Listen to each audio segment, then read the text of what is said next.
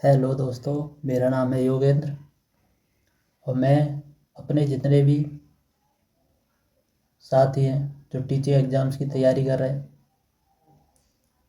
ख़ास तौर से यूपी में सुपर टेट की तैयारी कर रहे हैं, उन सभी को गणित में विशेष रूप से दिक्कत होती है। तो उन सभी के लिए मैं सुपर टेट का जो गणित है उसकी पूरी तैयारी कराऊंगा, वो भी बिल्कुल फ्री, और उनको अपनी तरफ से जो बेस्ट हो सकता है वो प्रोवाइड कराने की कोशिश की जाएगी। तो आज से हम श्री गणेश करते हैं गणित का।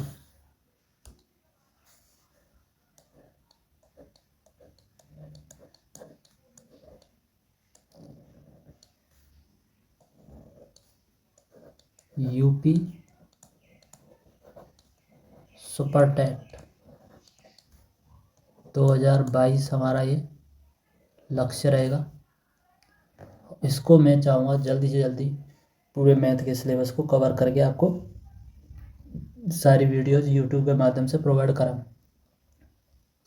तो सबसे पहला जो हमारा इसमें सिलेबस में है चैप्टर है वो है आपका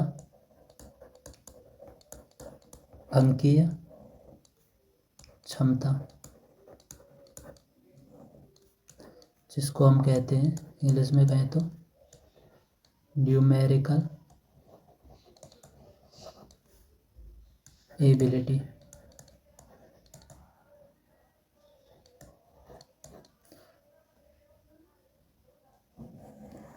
इसके अलावा दोस्तों जो भी कॉम्पिटिटिव एग्ज़ाम्स में गणित की आवश्यकता होती है, जैसे कि लेखपाल हो गया और भी जितने भी एग्ज़ाम हो गए, उन सब की भी तैयारी करने वाले छात्रों को इससे सहायता मिल सकती है। लेकिन ये स्पेशली मैंने सुपर टेट का जो सिलेबस है उसके हिसाब से मैं इसमें पढ़ाऊँगा। जितना भी क्वेश्चंस पूछे गए हैं टीचर्स की परीक्षा में वो सब चीज़ें मैं इसमें करूँगा। तो इसमें कुल मिलाकर के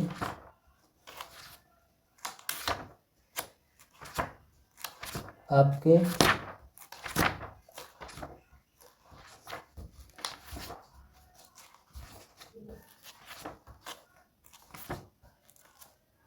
जो 21 चैप्टर्स हैं, 21 चैप्टर्स हैं टोटल मिला कर के इसमें।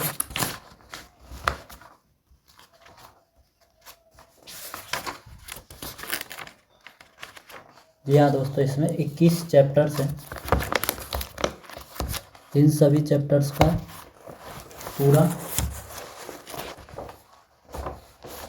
जो निचोड़ है वो हम आपके लिए लेकर आएंगे।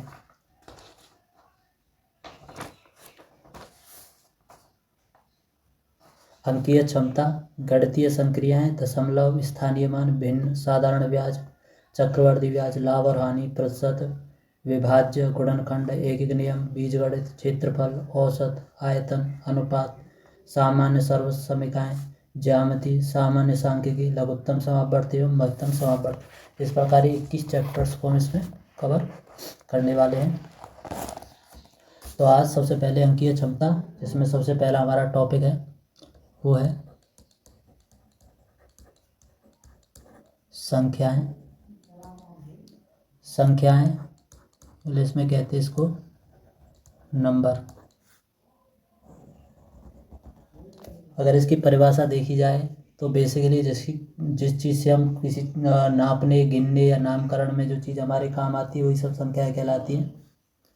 अब देखिए संख्याएं होती कितने प्रकार की हैं, चीज़ की हम जानकारी करते हैं। तो सबसे पहले संख्याओं को दो भागों में बांटा जाता है। पहला है आपका वास्तविक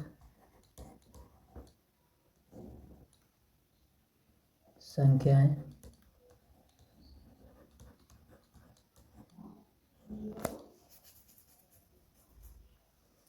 जिसको इंग्लिश में कहते हैं रियल नंबर्स। दूसरी है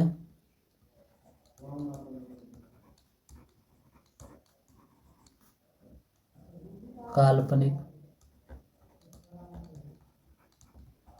संख्याएं, जिसको इंग्लिश में कहते हैं आपके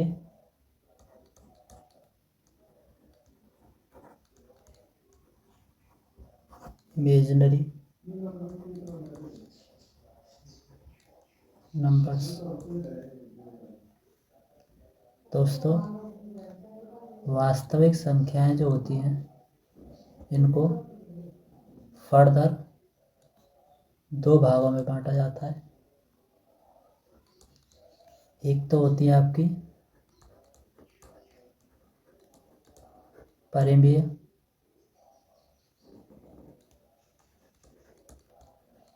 संख्याएं,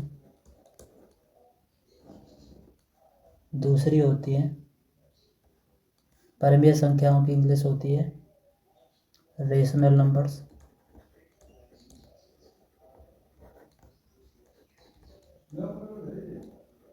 रेशनल नंबर्स। दूसरी होती है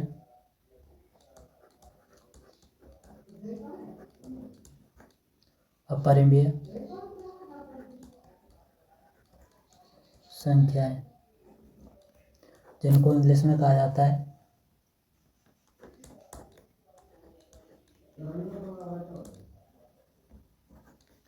इर्रेशनल नंबर्स। दोस्तों, परिमेय संख्याओं को फर्दर हम तीन भागों में बांटते हैं।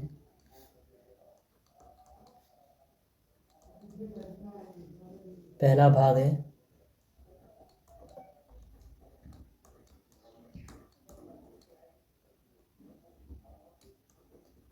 प्राकृतिक संख्याएं,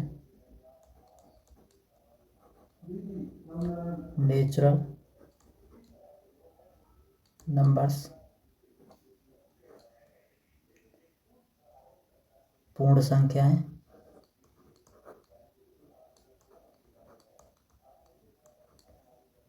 जिसको कहते हैं होल नंबर्स।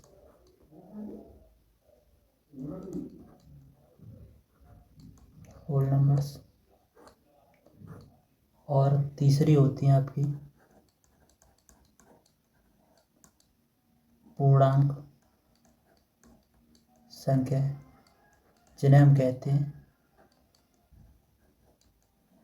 इंटीजर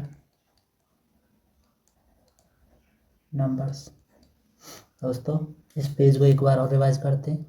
अंकीय क्षमता हमारा पहला चैप्टर, उसके अंदर संख्याएं होती है दो तरीके की, वास्तविक संख्याएं, काल्पनिक संख्याएं। वास्तविक संख्याएं फिर दो तरीके की होती हैं, परिमेय संख्याएं, अपरिमेय संख्याएं। उसके बाद में जो परिमेय संख्या वो तीन तरह की होती है, प्राकृतिक संख्याएं, नेचुरल नंबर, पूर्ण संख्या होल नंबर, और पूर्णांक संख्याएं।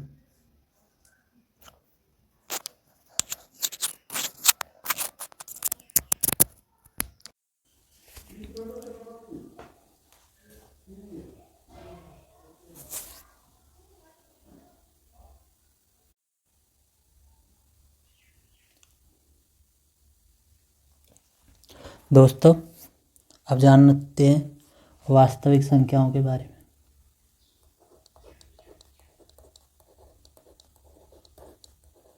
वास्तविक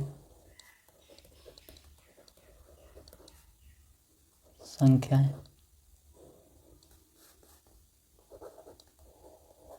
रियल नंबर्स।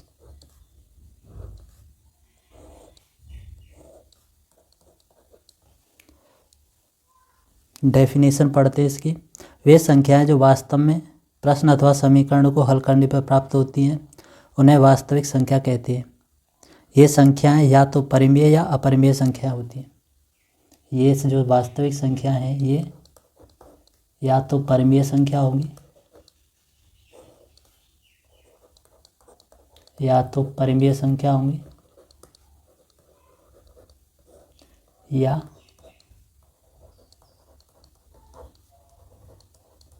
अपरिमेय संख्या होगी।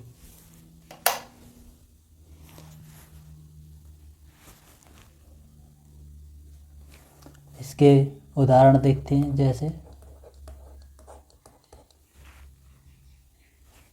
2/3 माइनस के 13/5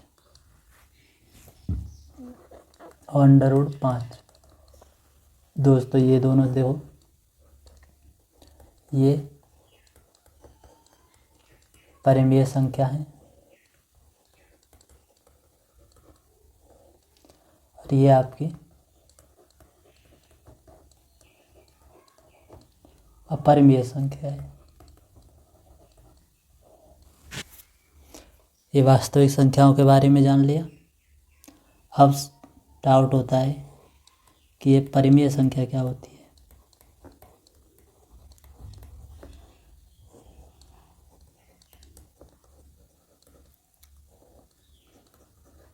जिसको इंग्लिश में कहते हैं रेशनल नंबर। दोस्तों इसके बारे में जान लेते हैं। इसकी डेफिनेशन है, वे संख्याएं परिमेय संख्या कही जाती हैं जिन्हें भिन्न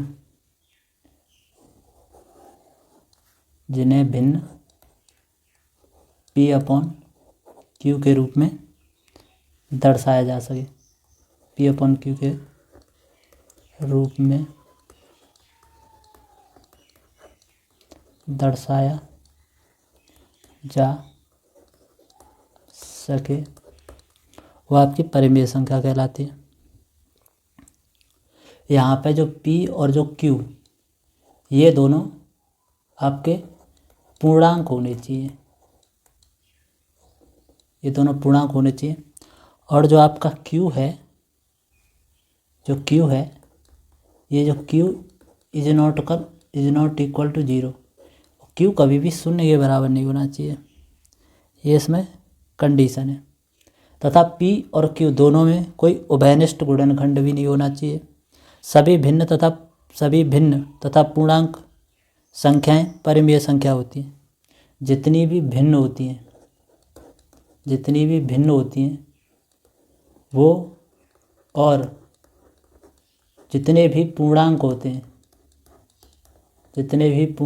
हैं, ये दोनों भिन्न और पूर्णांक परिमेय संख्या ही होती हैं। ये दोनों परिमेय संख्या के ही एग्जाम्पल है। अब देखते हैं अपरिमेय संख्या।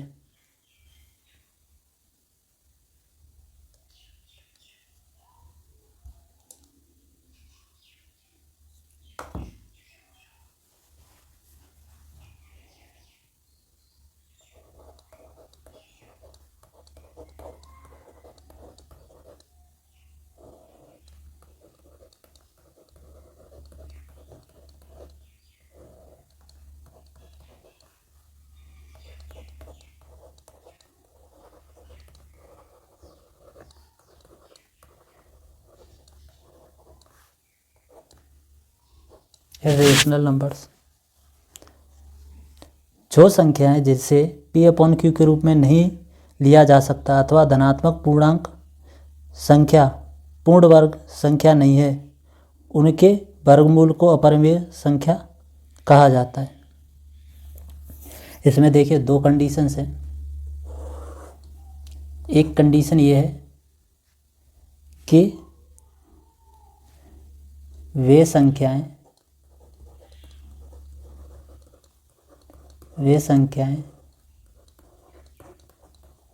जिन्हें P/Q के रूप में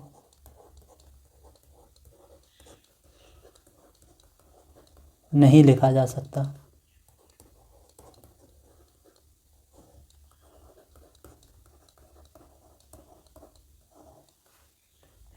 और जो दूसरी कंडीशन है वो है आपकी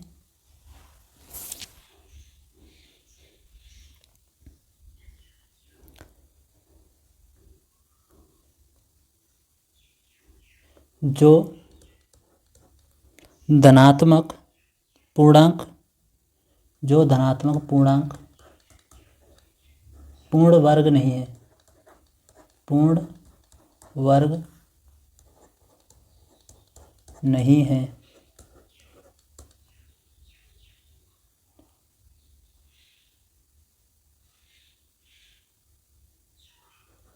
उनके वर्गमूल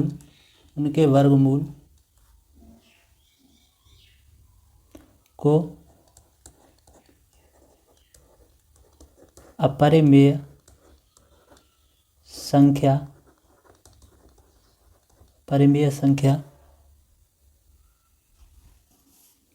कहा जाता है।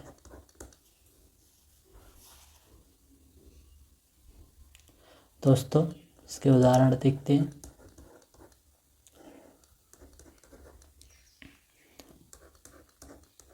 √5 पाई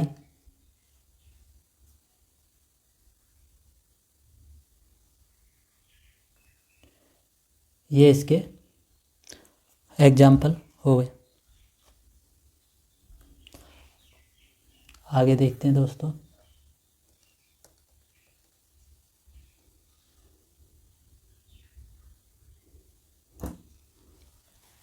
वास्तविक संख्याएं पढ़ ली, परिमेय संख्याएं पढ़ ली, अपरिमेय संख्याएं पढ़ ली। अब पढ़ते हैं प्राकृतिक संख्याएं।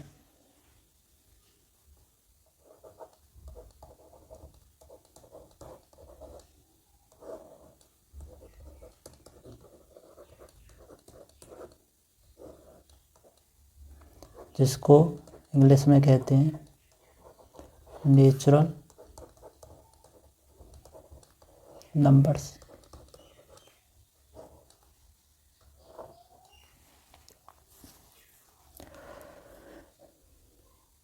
संख्याएं 1, 2, 3, 4, 5 सभी प्राकृतिक संख्याएं होती हैं।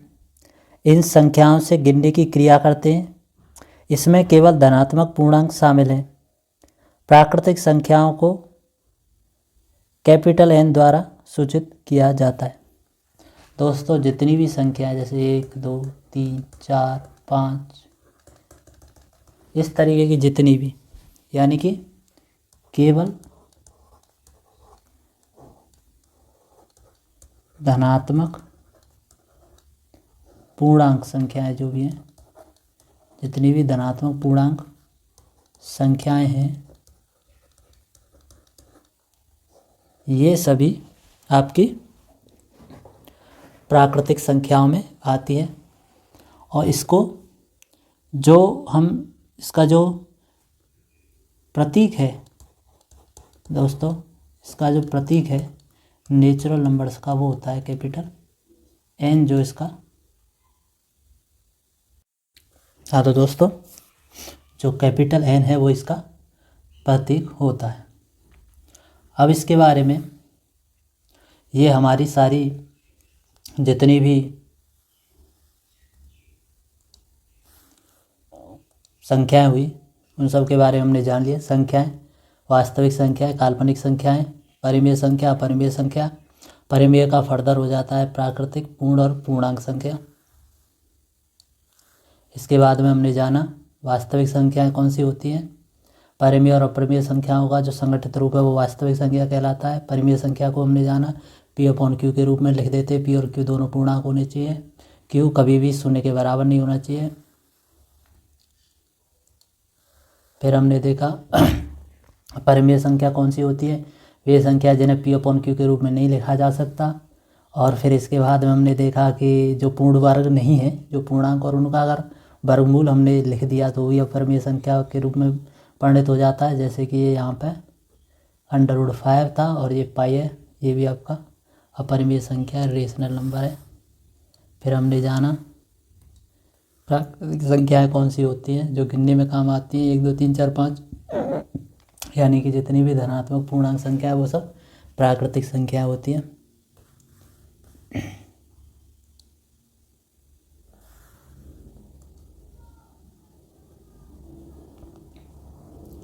वास्तविक संख्याएं कौन सी होती हैं। वास्तविक संख्याएं किसी प्रश्न या समीकरण को हल करने पर जो प्राप्त होती थी वो सब वास्तविक संख्याएं हैं, परिमेय संख्याएं।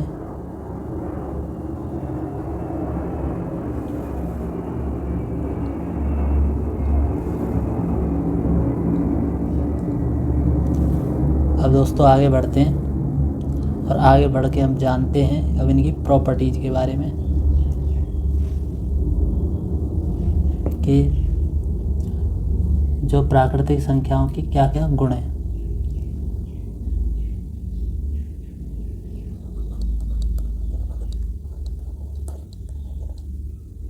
प्राकृतिक संख्याओं के गुण।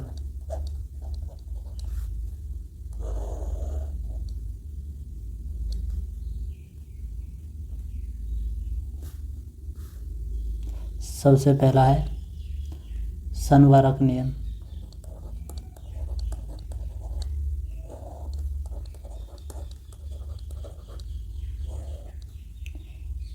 जिसको इंग्लिश में कहते हैं आपका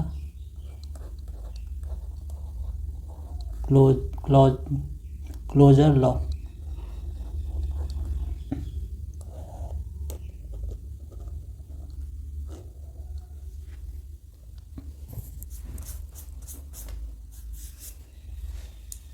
दो प्राकृतिक संख्याओं का जोड़ एक प्राकृतिक संख्या होता है।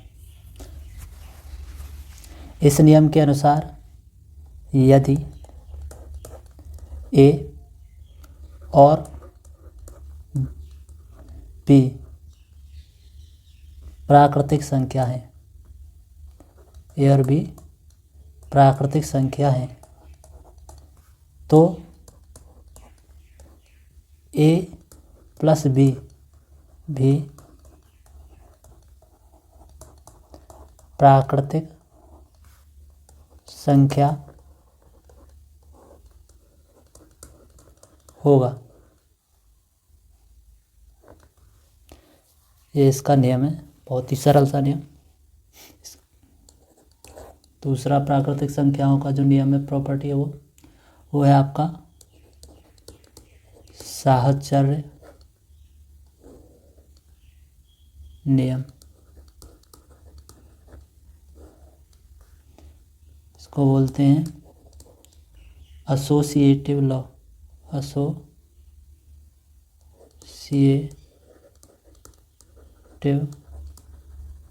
लॉ। इस नियम के अनुसार यदि ए और बी तीनों प्राकृतिक संख्याएं हैं तो अगर मान लो ए, बी और सी ये तीनों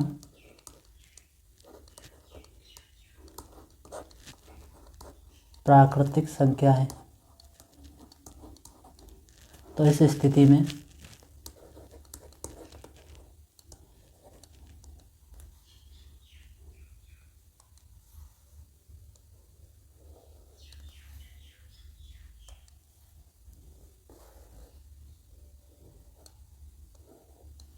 जोड़ के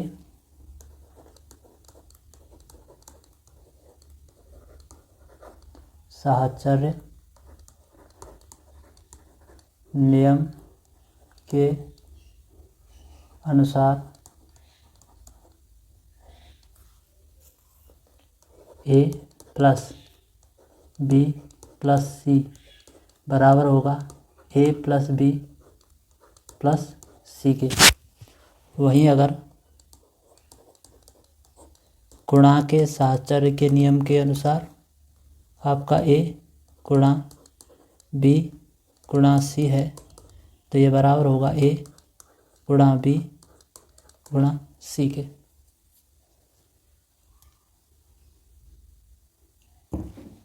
दोस्तों जो तीसरा इसमें नियम है वो है क्रम विनिमय नियम।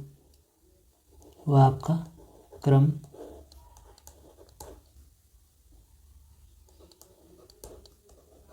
विनिमय नियम, जिसको कहते हैं कम्यूटेटिव लॉ। Commutative law.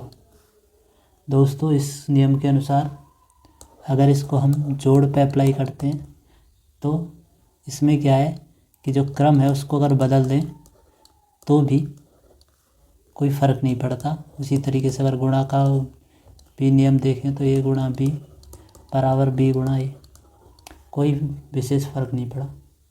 दोस्तों यहाँ पे आपका ये प्राकृतिक संख्याओं की प्रॉपर्टीज़ पूर्ण हो जाती हैं। अब हम यहाँ से पूर्ण संख्या पढ़ेंगे। यहाँ से हम पढ़ेंगे पूर्ण संख्याएं, होल नंबर्स। दोस्तों यदि प्राकृतिक संख्या में शून्य को सम्मिलित कर लिया जाए तो इन संख्याओं को पूर्ण संख्या कहते हैं। बहुत ही सरल, बहुत ही सिंपल सी डेफिनेशन है कि ये आपका शून्य और ये आपके प्राकृतिक संख्या है। दोस्तों इन दोनों को जब हमने मिला दिया ये आपका पूर्ण संख्या बन गई।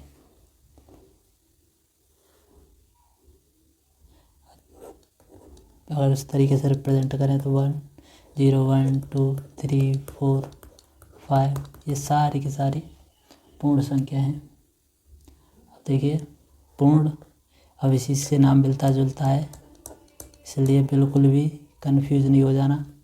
पूर्णांक संख्याएं, देखिए पूर्णांक संख्या जिसको हम कहते हैं इंटीजर नंबर्स, इंटीजर्स नंबर्स। दोस्तों इंटीजर नंबर्स क्या होते हैं? पूर्णांक संख्याओं के समूह में शून्य के साथ धनात्मक और ऋणात्मक दोनों तरह की संख्या शामिल हो जाएं तो ये आपका पूर्णांक संख्या हो जाती है। पूर्णांक संख्याओं के लिए आपका ये है कि ये आपकी जितनी भी पूर्ण संख्याएं थी 1 0 1 2 3 4 5 और इसके साथ में नेगेटिव ऋणात्मक 1 ऋणात्मक 2 -1 -2 -3 -4 इन सब को भी अगर मैंने जोड़ दिया इसका जो समुच्चय बन गया दोस्तों ये होता है आपका पूर्णांक संख्याएं। मुझे लगता है कि आपको यहाँ तक सब समझ में आ गया होगा। दोस्तों अब हम जानेंगे सम संख्याओं के बारे में। सम संख्याएं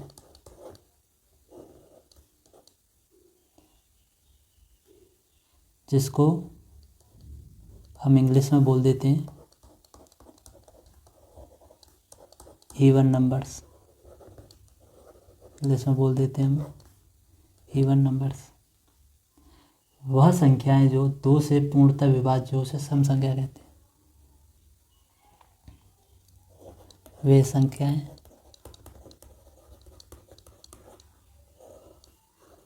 जो 2 से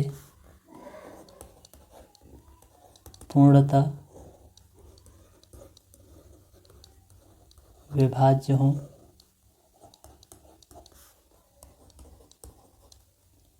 सम संख्या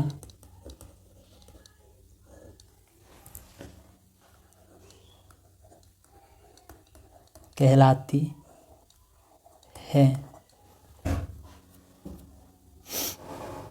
जैसे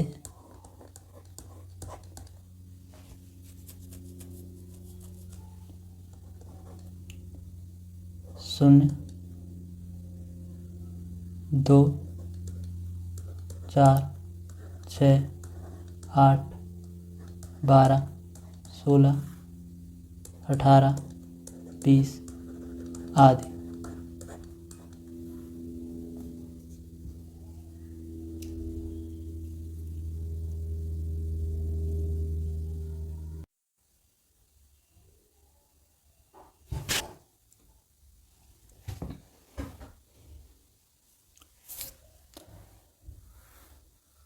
तो दोस्तों ये आपकी सम संख्याएं हो गई। अब हम जानते हैं विषम संख्याओं के बारे में।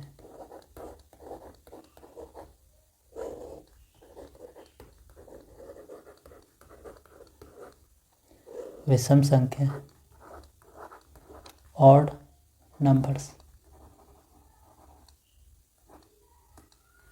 ऑड नंबर्स के बारे में जानते हैं। तो जो 2 से पूर्णतः विभाजित नहीं हो पाती उन्हें विषम संख्या के रूप में जाना जाता है। ऑड नंबर्स वे हैं जो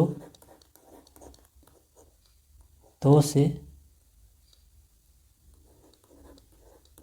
पूर्णतः विभाजित नहीं हो पाती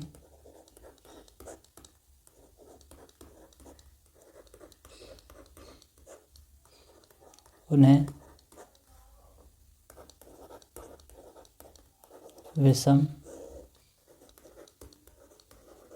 संख्या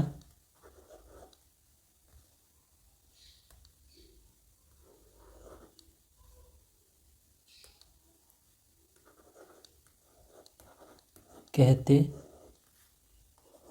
हैं। जैसे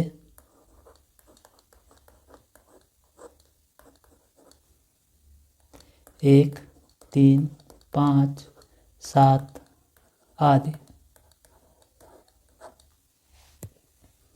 दोस्तों ये सब हमने जान लिया विषम संख्याओं के बारे में। इस प्रकार से हमने विषम संख्याओं के बारे में जाना। अब आगे बात करते हैं भाज्य संख्याओं की, कि भाज्य संख्या क्या होती है।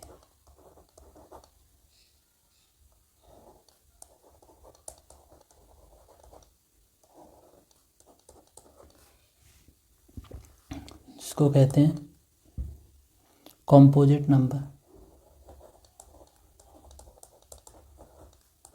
Composite number. वे प्राकृतिक संख्याएं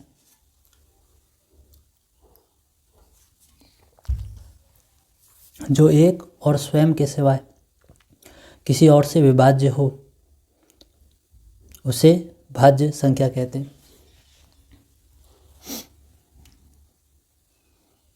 तो जो एक नंबर 1 जो होता है उससे और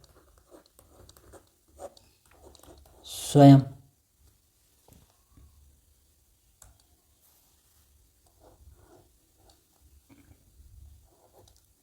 और स्वयं के सिवाय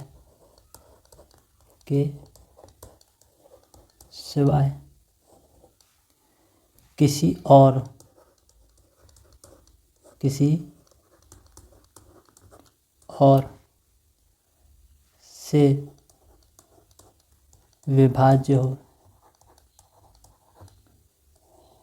से विभाज्य हो उसे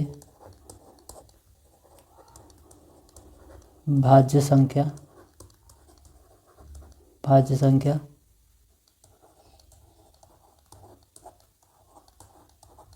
कहते हैं। जैसे 2, 4, सॉरी दोस्तों मिस्टेक हो गई मेरे से, कि ये 2 जो है ये भाज्य संख्या नहीं है। वो मैं सम संख्याओं के एग्जाम्पल्स को लिखने लग गया था, बल्कि ये 2 है, ये कोई भाज्य संख्या नहीं है, ये अभाज्य संख्या है।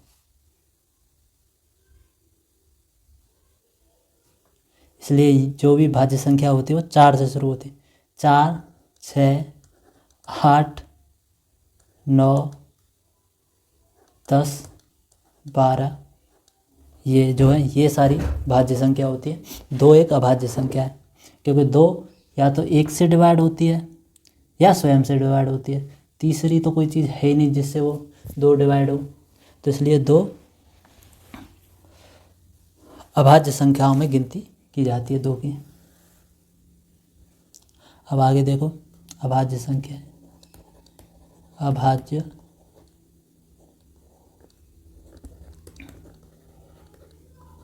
संख्याएं,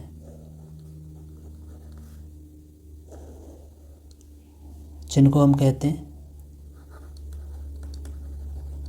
प्राइम नंबर्स, इनको हम प्राइम नंबर्स भी कहते हैं। तो दोस्तों, प्राइम नंबर्स वे प्राकृतिक संख्याएं जो स्वयं और एक के सिवाय किसी और से विभाज्य हो। तो वे प्राकृतिक संख्याएं जो एक और स्वयं के सिवाय किसी अन्य संख्या से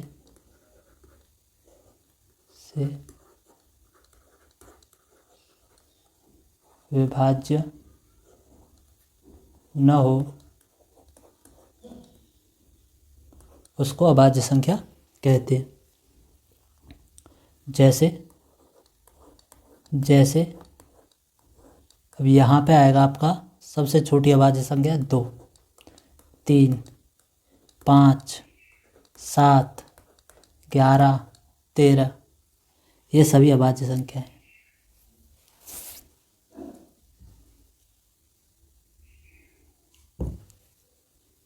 दोस्तों, अब एक बार इसका रिवीजन करते हैं।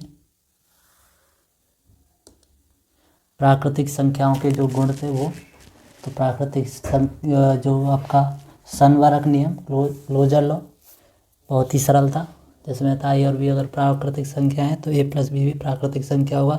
साहचर्य नियम, एसोसिएटिव नियम, जोड़ का था,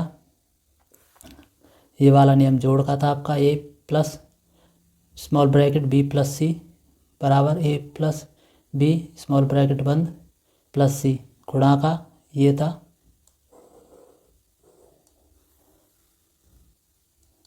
फिर उसके बाद में क्रम विनिमय का नियम था, कम्यूटेटिव लॉ, ए प्लस बी बराबर बी प्लस ए गुणा बी बराबर बी गुणा ए।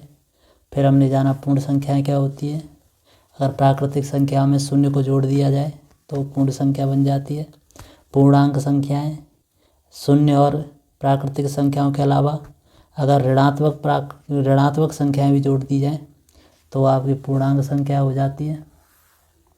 फिर इसके बाद में हमने सम संख्या जानी, जो 2 से पूर्णतः विभाज्य सम संख्याएं होती है, 0, 2, 4, 6, 8, 10, 12, ये सभी सम संख्याओं के उदाहरण। फिर विषम संख्याएं जो 2 से पूर्णतः विभाजित नहीं हो पाती, उन्हें विषम संख्या कहते हैं, जैसे 1, 3, 5, 7 आदि। फिर इसके बाद में दोस्तों हमने जाना भाज्य संख्याएं जो एक और स्वयं के सिवा किसी और से विभाज्य न हो, उसे एक और स्वयं के सिवा किसी और से विभाज्य हो उसे भाज्य संख्या कहते हैं, जैसे 4, 6, 8, 9, 10, 12 अभाज्य संख्याएं वे प्राकृतिक संख्याएं जो एक और स्वयं के सिवाय किसी अन्य संख्या से विभाज्य न हो, वो सारी अभाज्य संख्या होती है। जिसमें किसी दूसरी संख्या से डिवाइड न हो पाए उसको हम अभाज्य संख्या कह देते हैं, जैसे 2, 3, 5, 7, 11, 13।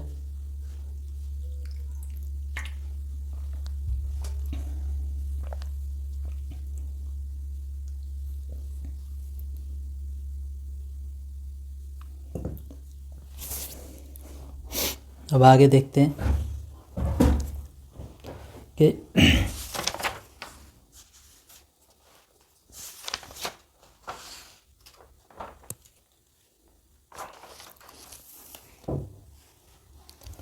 अभाज्य संख्या कैसे ज्ञात करें। दोस्तों, एक नया टॉपिक स्टार्ट करते हैं हम लोग। अभाज्य संख्या अभाज्य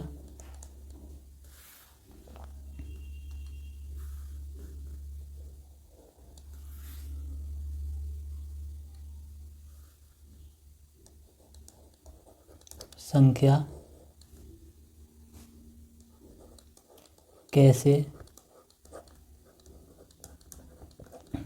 ज्ञात करें।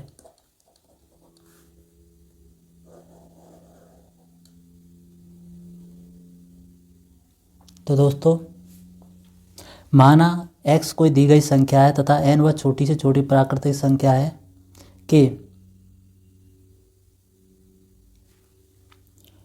n स्क्वायर जो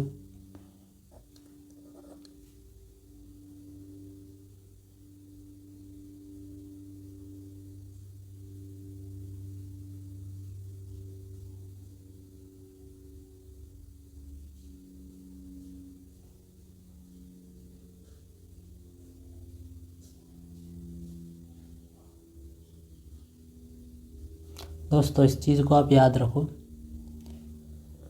इस फॉर्मूले को, n square is less than equal to x। तो हम यहाँ पे क्या ज्ञात कर रहे हैं कि जो x है क्या ये अभाज्य है या नहीं है। तो इसको हम क्या करेंगे कि इसको कंपैरिजन करेंगे किसी ऐसे एक संख्या मान ली n, और उसका अगर हम वर्ग करते हैं वो या तो x के बराबर हो या x से बड़ा हो, इतना होना चाहिए। और फिर जो हमें जो n मिलेगा, जो n है, अगर इस कंडीशन को फॉलो कर रहा है तो n के बाद में जितने भी छोटी संख्याएं होंगी n से, उन सभी संख्याओं से हम इसको भाग देंगे x को। और मान लो कि अगर n से छोटी संख्याओं से वो डिवाइड हो जाता है, अगर वो डिवाइड हो गया तो वो भाज्य संख्या होगी। अगर वो n से छोटी संख्याओं से डिवाइड नहीं हुआ तो वो सभी अभाज्य संख्या हो जाएंगी। जैसे उदाहरण के तौर पे मैंने माना x बराबर 241।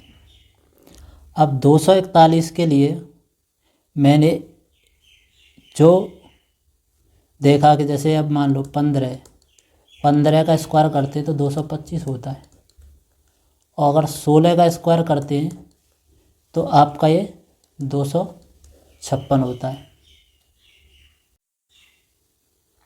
हाँ दोस्तों, 16 का होगा वो 256 होगा। तो यहाँ पे ये वाली जो संख्या है ये इसके साथ में फिट बैठ रही, तो इसलिए हम क्या करते हैं कि यहाँ पे जो वैल्यू निकल आएगी n की वो कितनी आ जाएगी, 16। तो 16 से जितनी भी छोटी संख्याएं हैं,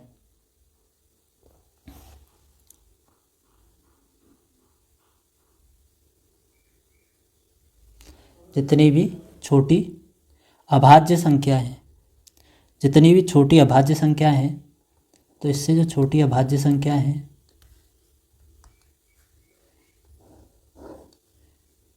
जितनी भी छोटी अभाज्य संख्याएं हैं,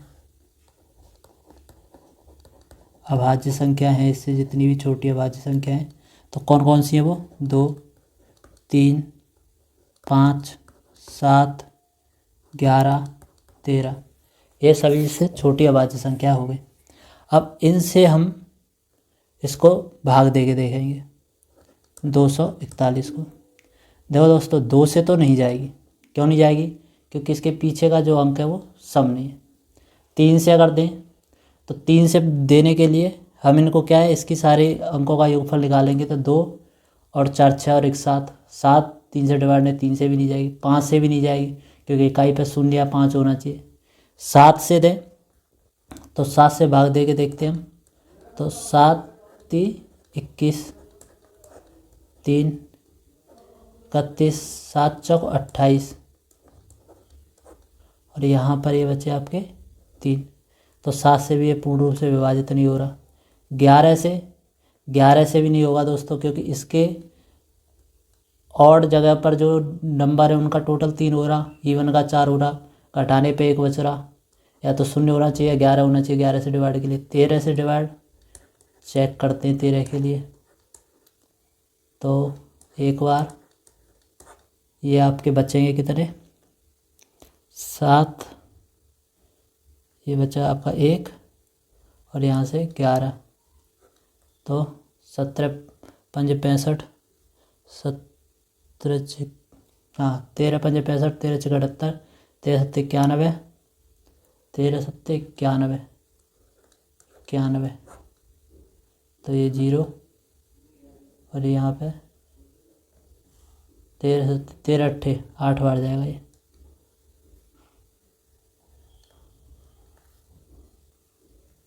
आठ बार जाएगा, यहाँ पे 8 बार जाएगा। 13 अट्ठे 104। यहाँ पर ही 11 में से 4 गए तो 7 बचे और ये भी नहीं जा रहा।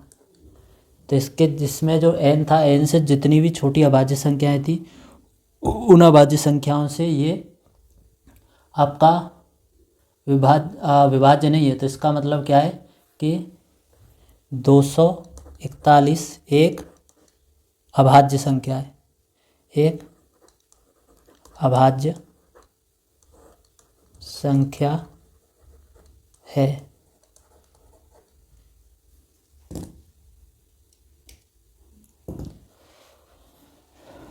एक और एग्जांपल देखते हैं। क्या 341 एक अभाज्य संख्या है? तो इसके लिए जो सबसे सही वो रहेगी, जैसे कि 18 का स्क्वायर कितना होता है 324। 19 का वर्ग कितना होता है आपका, 19 का वर्ग होगा आपका 361 हो जाएगा। तो ये वाली जो कंडीशन है ये फिट बैठेगी। 19 से छोटी अभाज्य संख्या कौन कौन सी है? 19 से छोटी अभाज्य संख्या 2 है, 3 है, 5 है, 7 है, 11 है, 13 है, 17 है, बस ये सभी। तो इसमें अब देखते हैं भाग दे के। 341 लिखा, इससे तो नहीं जाएगी, कैसे चली जाएगी? तो ये हो जाए 8, 8 से भी, इससे भी नहीं जाएगी, इससे भी नहीं जाएगी, 7 से। तो इसको भाग देते हैं 7 से। तो 7 7 7 चौक 28, 7 चौक 28, बचे कितने 14, 14 में से 8 गए तो 6 बचेंगे। 7 49, 7 56, ये बचे कितने 5। तो ये 7 से भी पूर्णतः विभाजित नहीं है। और इस 11 से देखें, इन दोनों का जो योग सम है 4, तो ये 11 से विभाजित हो जाएगी। इससे हमें पता चल गया 341 एक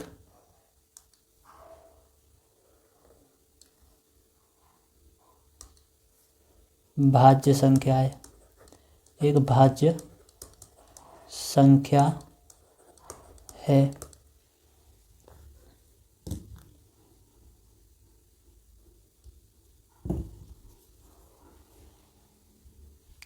अब दोस्तों देखते हैं सहअभाज्य संख्याएं। सहअभाज्य संख्याएं क्या होती है? सहअभाज्य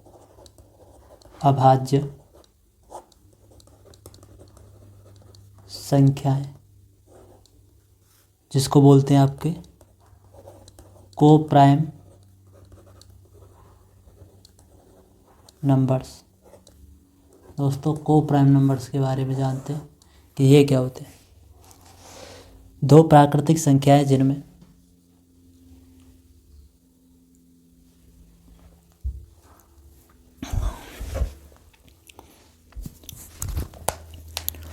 एक के अतिरिक्त कोई उभयनिष्ठ गुणनखंड न हो, सहअभाज्य संख्याएं कहलाती हैं।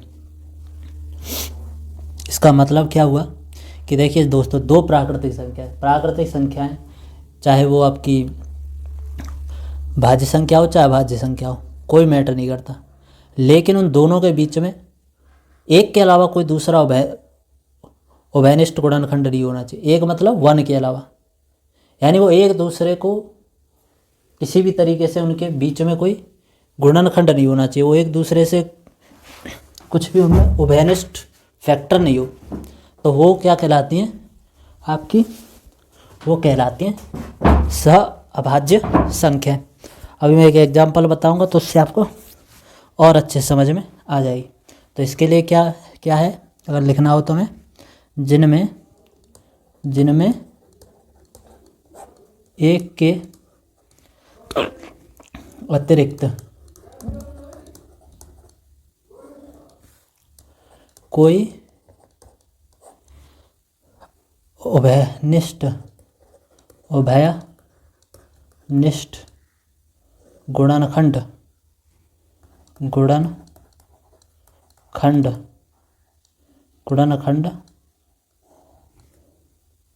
न हो,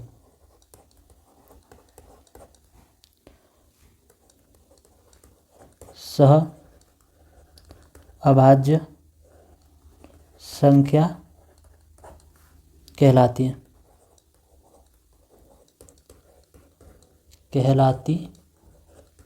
है। दोस्तों जैसे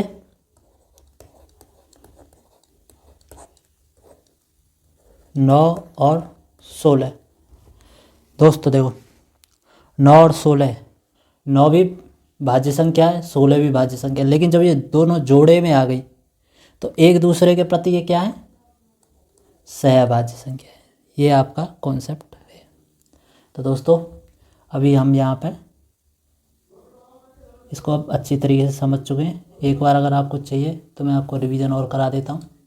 तो दोस्तों हम करना है हमें रिवीजन पेज नंबर 9 से, अभाज्य संख्याएं कैसे ज्ञात करें। तो अभाज्य संख्या, कोई भी अभाज्य संख्या हुई, जैसे ये आपकी अभाज्य संख्या है, जैसे आपकी ये अभाज्य संख्या,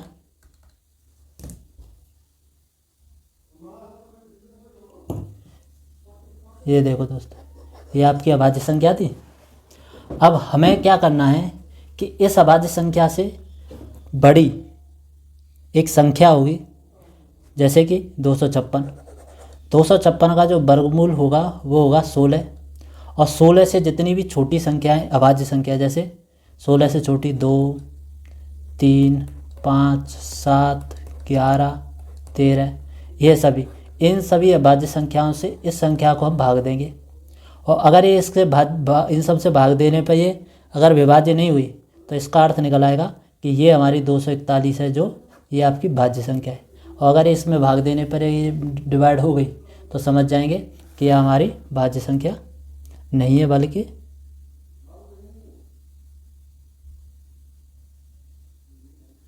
एक मिनट मैंने क्या बोल दिया अगर ये इनसे डिवाइड हो जाती है तो ये भाज्य संख्या कहलाएगी, और अगर ये इन 2, 3, 5, 7, 11, 13 से डिवाइड नहीं हुई तो ये अभाज्य संख्या कहलाएगी। बिल्कुल भी कंफ्यूज नहीं होना है। अगर ये इनसे विभाज्य हो गई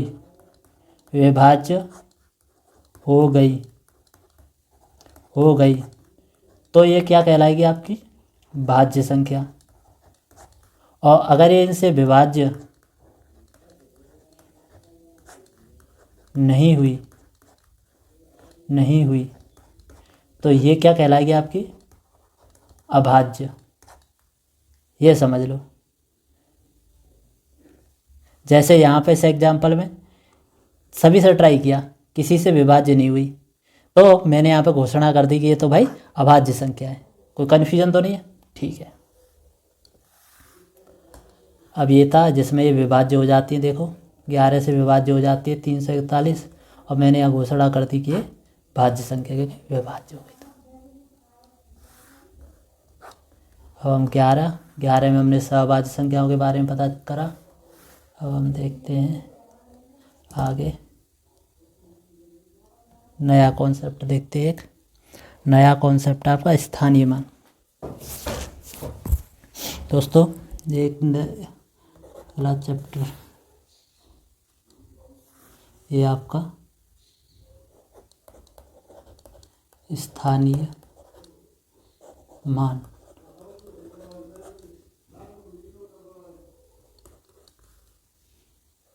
देखो दोस्तों, इकाई अंक का स्थानीय मान,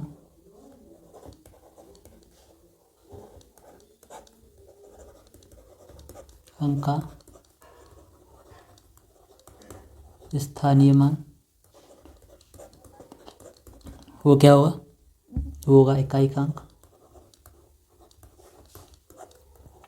बहुत छोटा सा टॉपिक है ये, और फिर इसके बाद में हम आगे बढ़ेंगे, कुछ और भी इंटरेस्टिंग तूफानी करेंगे।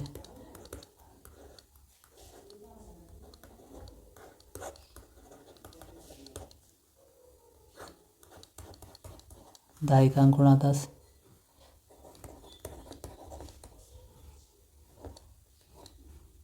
सैकड़ा अंक का स्थानीय मान, तो सैकड़ा अंक गुणा 100 कर दिया। इस तरीके से दोस्तों अब देखो, इकाई के अंक का स्थानीय मान, इकाई का अंक गुणा 10, इकाई का गुणा 1, दहाई का है तो 10, सैकड़ा का है तो इकाई का अंक गुणा सैकड़ा, हज़ार है तो हज़ार का अंक गुणा हज़ार, लाख है तो उस तरीके से हो जाएगी आपकी। अब इसको एक एग्जाम्पल से समझेंगे तो और क्लियर हो जाएगा। देखो, एक संख्या दी हुई है 4 3 6 5, इसमें दिए हुए हैं अंक, दिए हुए 4, दूसरे में दिया हुआ है 3, तीसरे में दिया है 6 और चौथे में दिया है 5। इनके स्थानीय मान बताओ। स्थानीय मान बताओ। तो देखो दोस्तों, 4 का स्थानीय मान,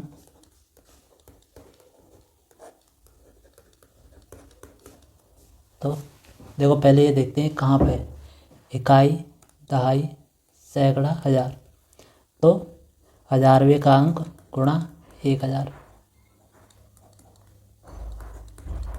4000 आ जाएगा। तो 3 का जब स्थानीय मान होगा वो क्या होगा, 3 गुणा कौन से नंबर पे, इकाई, दहाई, सैकड़ा, 100, 300 हो जाएगा। 6 का स्थानीय मान जो निकालेंगे तो 6 गुणा दहाई के स्थान पे तो 10 से गुणा कर देंगे, 60 हो जाएगा। 5 का जब स्थानीय मान निकालेंगे तो 5 इकाई के स्थान पे तो 5 से गुणा कर देंगे। तो 4 का स्थानीय मान 4000, 3 का 300, 6 का 60, 5 का 5।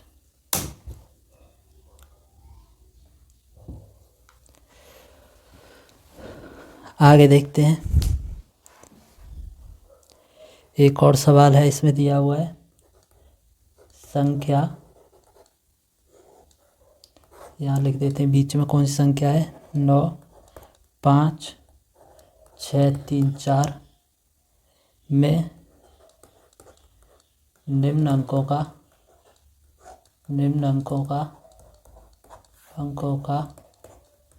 जातीय मान लिखें। देखो दोस्तों, कौन कौन से का है, 9 का लिखना है, 5 का, 6 का, 3 का। तो देखिए 9 का जातीय मान है वो कितना है, 9। 5 का जातीय मान 5, इससे सरल प्रश्न कोई हो नहीं सकता। 6 का 6, 3 का 3। दोस्तों ये फेस वैल्यू जिसको इंग्लिश में कहते हैं, उस चीज़ को ये जातीय मान कह रहा है, इसको कहते हैं दोस्तों फेस वैल्यू। और फेस वैल्यू किसी भी अंक की वही होती है जो वो अंक होता है। जैसे इसमें अगर मैं पूछ रहा 9 का फेस वैल्यू, 9 का जातीय मान तो 9, 5 का तो 5, 6 का 6, 3 का 3। इस तरीके से दोस्तों बढ़ते हैं इसको। अब आगे बढ़ते हैं। अब एक और इंटरेस्टिंग चीज़ हम पढ़ेंगे। वो इंटरेस्टिंग चीज़ क्या है, वो इंटरेस्टिंग चीज़ है दोस्तों किसी संख्या से विभक्त होने का नियम। यानी कि इसको कैसे लिखा जा रहा, किसी संख्या से विभक्त, बात थोड़ा उल्टा सा बनेगा,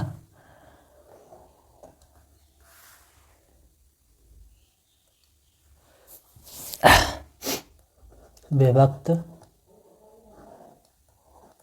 होने के नियम। मोटे तौर पर दोस्तों ये समझ लो कि तुम इन नियमों को अगर जान जाओगे ना तो तुम देख के तुम्हें भाग नहीं करनी पड़ेगी, इस संख्या को पूरा भाग दो फिर पता करोगे ये संख्या कैसे विभक्त हो रही नहीं हो रही, इस सब की ज़रूरत नहीं पड़ेगी। तुम देखोगे, एक दो नियम जोड़ोगे और पता कर लोगे कि ये से विभक्त हुई कि नहीं हुई। तो 2 से भाग, कि 2 से भाग, तो दोस्तों इसका देखो, वह संख्या जिसके इकाई स्थान पर क्या, अगर मान लो इकाई स्थान पर दोस्तों 0, 2, 4, 6, 8, अगर ये इनमें से कोई अंक कोई एक हो स्थान पे, इनमें से कोई भी एक हो तो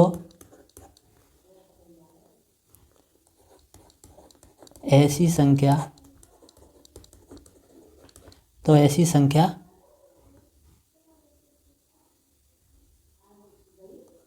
सम संख्या होगी। ये तो अलग से पॉइंट है, खैर सम संख्या होगी।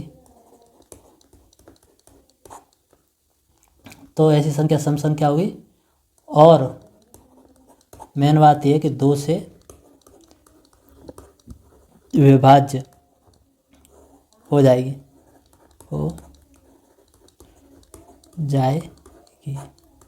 ये उससे डिवाइड हो जाएगी 2 से। सिंपल है, जैसे देखो 20 हो गया, 22 हो गया, 24 हो गया, 26 हो गया, 28 हो गया, आगे 30 होगा वो फिर 0 आ जाएगा, इसलिए इससे ज़्यादा एग्जाम्पल्स दिए ही नहीं गए। अब आगे देखते हैं 3 से भाग, किससे भाग, 3 से भाग। तो दोस्तों 3 से भाग का देखते हैं, यदि दी हुई संख्या के अंकों का योगफल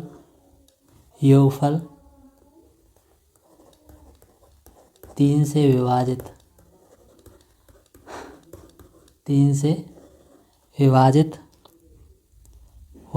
है तो संख्या 3 से विभाजित होगी। देखो दोस्तों, मान लो कोई संख्या दी तुम्हारे लिए, उस संख्या के जो अंक हैं, इंडिविजुअल जो अंक हैं उनको जोड़ लो, और अगर मान लो कि वो जो अंकों का जो योगफल है वो 3 से विभाजित हो जाए तो समझ जाना कि ये पूरी संख्या ये भी 3 से विभाजित हो जाएगी। जैसे एग्जाम्पल के लिए देखो 516 को 5, 1 और 6 इनको जोड़ो तो 5 और 1 6 और 6 और 2 12 को मैं करूँगा 3 से भाग तो ये पूरा 4 बार कट जाएगी। तो इसका मतलब क्या है कि ये जो है 12 3 से विभाजित है। तो इसका मतलब ये है कि ये जो संख्या है ये भी आपकी 3 से विभाजित होगी। देख लो, मतलब तुम्हारे लिए कोई कितनी भी बड़ी संख्या दे दे, अगर मान लो 10 अंकों की संख्या दे दे, उसके भी तुम्हें सिर्फ अंकों को जोड़ते जाना, टिक टिक टिक टिक टिक टिक, अच्छा ठीक है ये किया, फिर इसके बाद 3 से डिवाइड किया, बता दिया। और अगर फिर तुम वैसे देखोगे पूरी 10 अंकों की संख्या को भाग दोगे तो भाग देते देते पागल हो जाओगे। बहुत टाइम लगेगा, लेकिन ये बहुत सिंपल चीज़ है। अब देखो 4 से भाग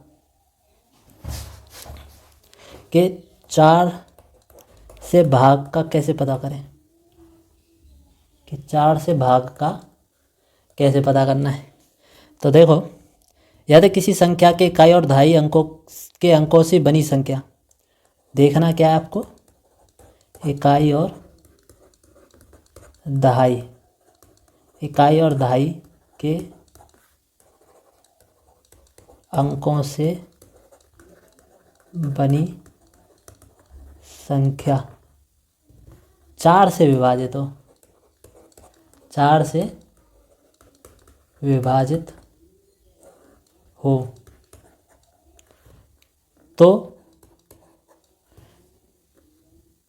तो दी हुई संख्या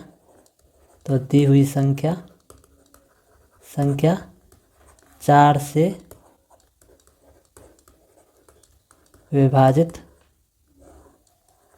हो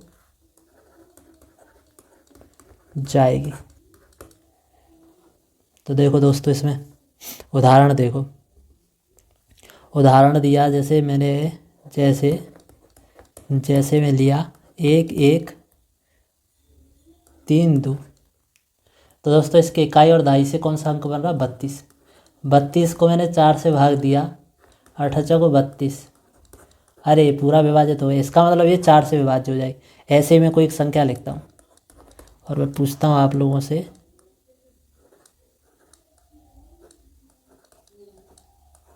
अब ये बताओ क्या ये 4 से विभाज्य होगी कि नहीं होगी। तो क्या देखना है आपको, इकाई का अंक देखा, दहाई का अंक 16, अरे 16 तो 4 से विभाज्य है, 4 बार 4 को 16, इसका मतलब ये पूरी की पूरी जो संख्या है, ये पूरी संख्या 4 से पूरी तरह से विभाजित हो जाएगी। ये देखो इस तरीके से। अब आगे देखते 5, देखते 5 से भाग का देखें सिस्टम 5 से भाग का सिस्टम देखते हैं। 5 से अगर भाग देखना है तो क्या हुआ, तो इसके लिए दोस्तों इसमें जो नियम है वो क्या है, वो ये है कि अगर इकाई का जो, इसमें सिर्फ इकाई का अंक देखना है, इकाई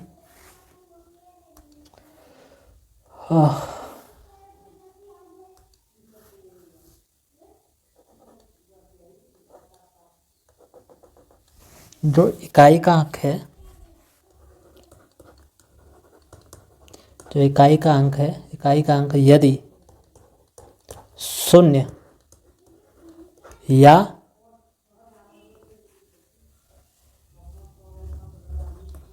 5 हो तो संख्या 5 से विभाजित हो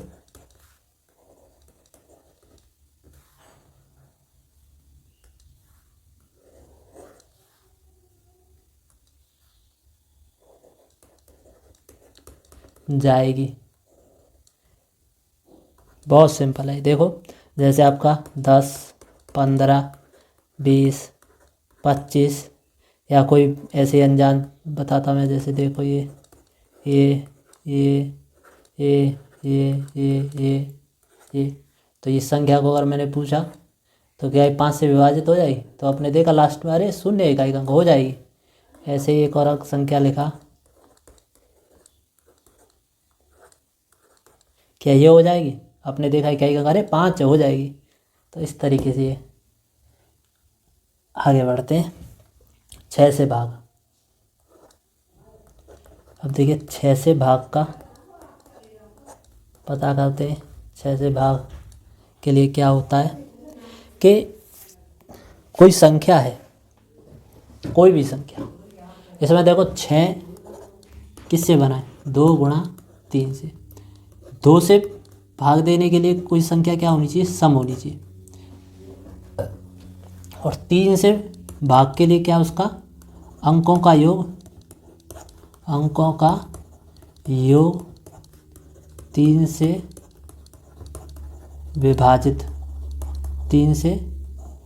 विभाजित होना चाहिए, ठीक है नहीं। तो जब ये दोनों कंडीशंस जिस भी केस में फॉलो हो जाएंगी, उस केस में आप समझ लो कि वो संख्या 6 से विभाजित हो जाएगी। जैसे 312 देखा, पीछे 2 का अंक है, इसका मतलब 2 से तो 2 से तो विभाज्य है ये संख्या, ठीक है। अब इसके 3 धन 1 धन 2, तो ये कितना हुआ 6। 6 को जब 3 से विभाज्य किया तो ये पूरा 2 बार कट रहा है, तो इसका मतलब ये 3 से भी विभाज्य है। अगर ये 3 से विभाज्य और 2 से विभाज्य है, तो ये जब इन दोनों का जब मैं सम निकालूंगा और उस तरीके से मैं कहूँगा कि ये संख्या 312 6 से विभाज्य है। तो दोस्तों इस तरीके से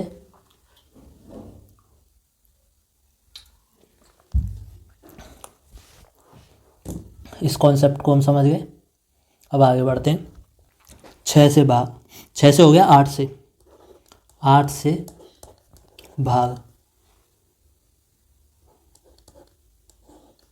कि 8 से भाग का क्या नियम होता है। यदि किसी संख्या के इकाई, दहाई और सैकड़ा के अंकों से बनी संख्या 8 से पूरी तरह विभाजित हो जाए, मतलब क्या, इकाई, दहाई और सैकड़ा से बनी संख्या 8 से पूर्ण विभाज्य हो, तो वह संख्या भी 8 से विभाज्य होगी। दोस्तों जैसे हमने देखा आपको 1 8 ये, तो अब जैसे देखो हम 4 में तो सिर्फ इकाई और दहाई देख रहे थे। अब देखो 8 है, बड़ा है 4 से, तो इसमें हम 3 प्लेसेस तक देखेंगे, इकाई, दहाई और सैकड़ा था। तो देखिए इकाई ये हो गया, दहाई ये हो गया, संख्या बनती है 864। इसको भाग दे के देखते हैं हम 8 से। 8 एक बार जाएगी, 0, 6 उतारा, यहाँ पे 0, 4 उतारा, 8 8 64, ये आपका 0। ये तो पूरी तरह से विभाजित हो गई। इसका मतलब क्या है कि ये 1864 8 से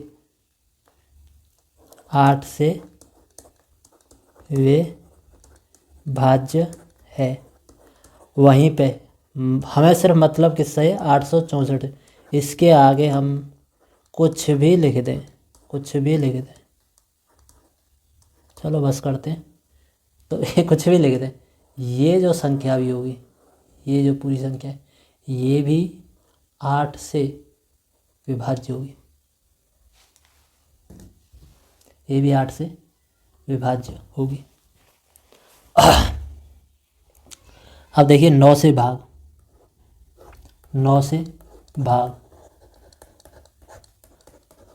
भाग, अब इसको भी देखते हैं, ये भी इंटरेस्टिंग है बहुत। यदि दी हुई संख्या के अंकों का योग 9 से विभाजित हो, तो वह संख्या भी 9 से विभाजित हो जाएगी। कुछ नहीं, बस जैसे हमने 3 का पता किया उसी तरीके से इसमें, यानी कि अंकों का योग 9 से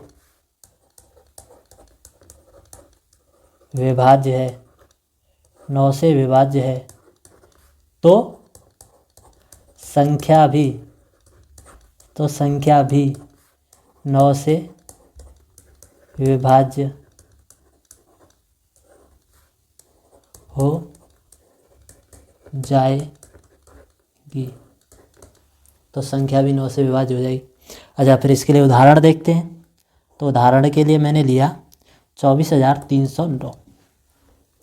दोस्तों इसके अंकों का योग करो पहले, 2 धन 4 धन 3 धन 0 धन 9। तो 9 और 0 9, 12, 12 और 4 16, 16 और 2 18। 18 को मैंने 9 से भाग दे के देखा तो 2 बार जा रहा।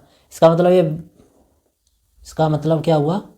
इसका मतलब ये हुआ कि ये जो है, ये जो संख्या है ये 9 से पूरी तरह विभाज्य है। क्या है? 9 से विभाज्य है।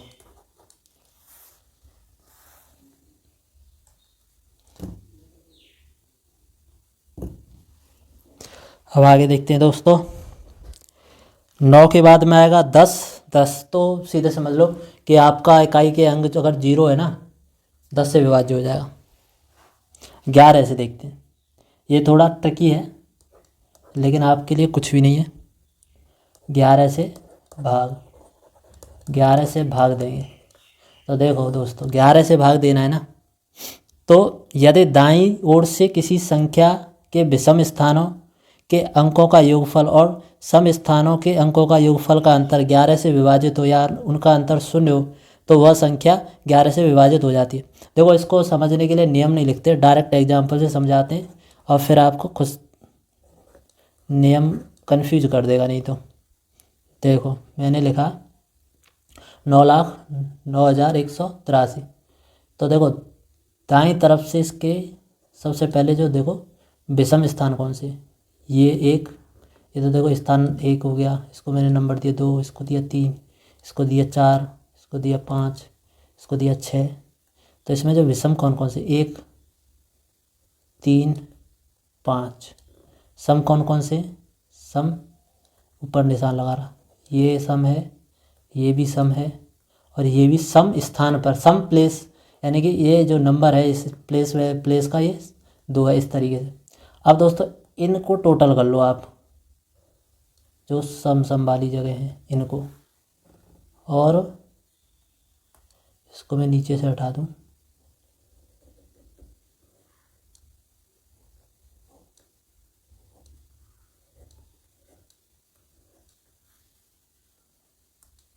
और इन जो विषम स्थानों वाली जगह हैं इनको टोटल करो तो 3 और 1 4। इसको देखो 9 और 9 18, 18 और 8 26। और दोस्तों इन दोनों को, इसको और इसको घटा दो, 26 में से 4 गए तो 22 बचे। इसको 11 से भाग दे दो।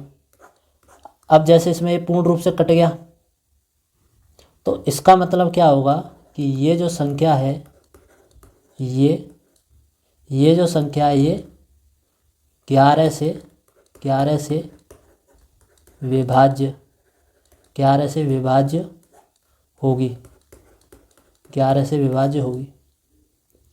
ये इसका अर्थ निकल आया।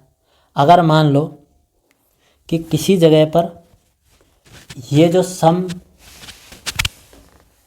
यानी कि जो सम स्थानों पर अंकों पर स्थित अंकों का योग माइनस विषम स्थानों पर स्थित अंकों का योग बराबर जो कुछ भी हो, ये जो भी है, या तो ये 0 होना चाहिए या फिर 11 से विभाज्य होना चाहिए, या फिर ये 11 से विभाज्य होना चाहिए।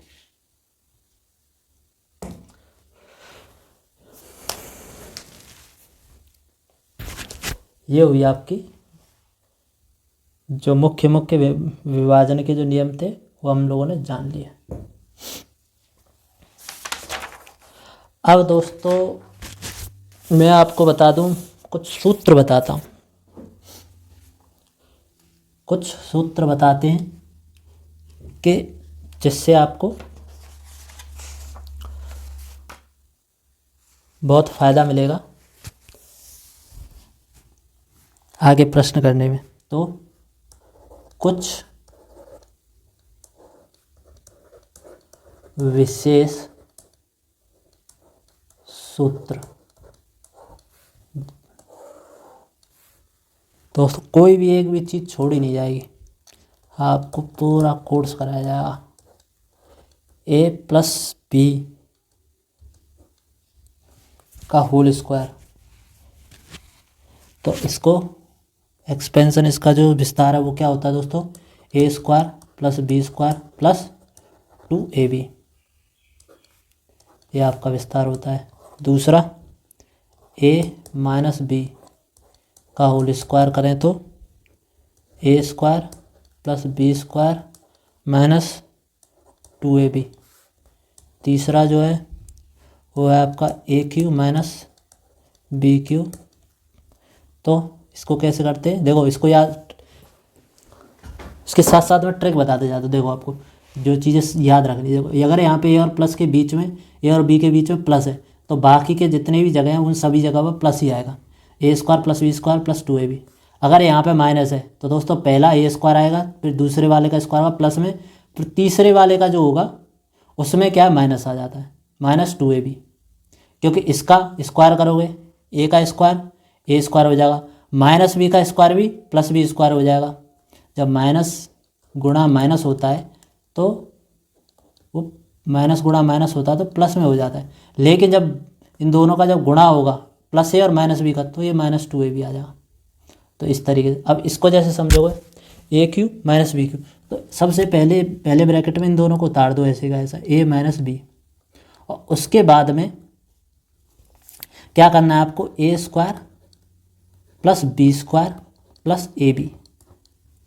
यहाँ पर 2ab नहीं आता, यहाँ पे ab आएगा सिर्फ, और यहाँ पे कहीं माइनस नहीं आनेगा, ये बात आप समझो। चौथा वाला जो है उसको देखो, ए क्यू प्लस बी क्यू का, तो सबसे पहले प्लस उतार दो, ए प्लस बी, और फिर A square plus B square minus A B, इसमें माइनस यहाँ पे आएगा अंदर जो बड़े वाला ब्रैकेट उसमें। ठीक है दोस्तों, अब देखो इसमें, अब आगे एक है ए प्लस बी का होल स्क्वायर है प्लस ए माइनस बी का होल स्क्वायर दिया है बराबर 2a square plus B square. Simple सा इसको एक्सपेंशन किया हुआ है, कोई ज़्यादा मतलब इसमें, इसको ही आप याद रखो या आप खुद से बना दोगे। देखो जैसे A square plus B square plus 2ab, और इसका जब एक्सपेंशन करोगे तो A square plus B square minus 2ab, और ये इससे दोनों कट जाएंगे, और ये 2a square plus B square हो जाएगा, 2a square plus 2b square, 2 common ले दिया तो A square plus B square हो जाएगा। ये सिंपल सा इतना है बस, इसलिए, लेकिन ये आपको सिर्फ समझाने के लिए एक बार बता दिया हमने कि आया कहाँ से है, ये आया यहाँ से। अब इसका एक आपको नेगेटिव में भी बता दिया जाएगा। अगर इसको नेगेटिव कर दें हम, जैसे ए प्लस बी का होल स्क्वायर लिख दिया जाए, माइनस लगा दिया जाए, और ए माइनस बी का होल स्क्वायर कर दूँ, तो यहाँ पे क्या है कि आपका 4ab बचेगा। ये कैसे बचेगा, A square plus B square plus 2ab minus में A square plus B square minus 2ab। तो जब इसको करेंगे A square plus B square plus 2ab, तो माइनस से माइनस के स्क्वायर माइनस के बी स्क्वायर, और ये हो जाएगा माइनस माइनस से यहाँ पे जाके प्लस, तो प्लस के 2ab। तो दोस्तों ये तो कट जाएंगे, बचेगा क्या, 4ab। इस तरीके से ये आपका ये पूरा फॉर्मूला डिजाइन हुआ है।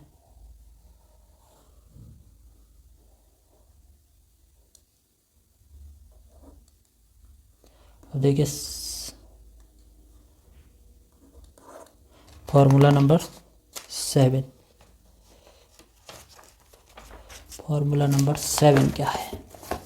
ये है दोस्तों आप a² माइनस b²। बहुत इम्पोर्टेंट, बहुत ज़्यादा इम्पोर्टेंट है, इसको याद रखना कि इस दोस्तों ये सिर्फ इसी केस में लगता है जब a² माइनस b² हो। इन दो a² और b² के बीच में माइनस हो तो इसको एक ब्रैकेट में a प्लस b लिख देते हैं, एक ब्रैकेट में a माइनस b लिख देते हैं।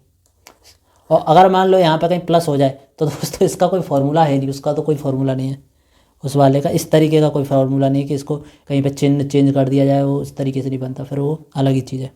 अब देखिए दोस्तों एक और चीज़ है, अभी आप देखो ये है a प्लस बी का ब्रैकेट का क्यूब कैसे निकालते हैं, यानी कि घात 3, a प्लस बी कोष्टक घात 3।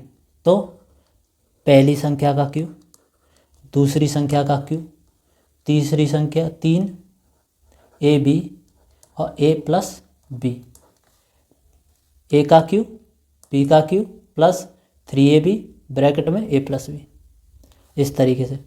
और इसी का मैं अगर नेगेटिव वाला लिख दूं, जिसे यहीं पे लिखता हूं जिससे आपको अंतर समझ में आ जाए दोनों में, तो ये तो a का क्यूब माइनस b का cube minus 3ab a minus b,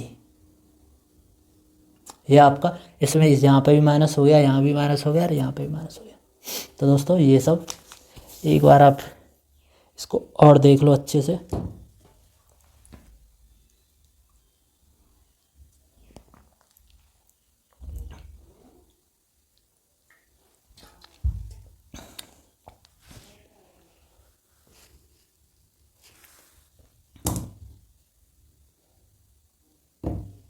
अब आगे बढ़ते हैं।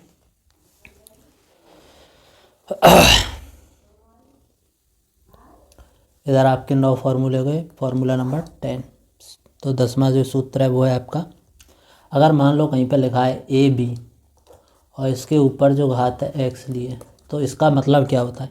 इसका मतलब होता है a⁴x और b⁴x, ये दोनों पे ही एक्स है। 11 अगर a⁴x दिया है डिवाइड a⁴y है, तो इसका क्या होगा? तो दोस्तों जहाँ पे भी ये डिवाइड का हो तो डिवाइड में मतलब घातें घट जाती है, और सेम अगर आधार पे है तो ए पे है तो ये दोनों घट जाएंगे। जैसे मान लो ये हो जाएगा a माइनस वाई, और इसमें अगर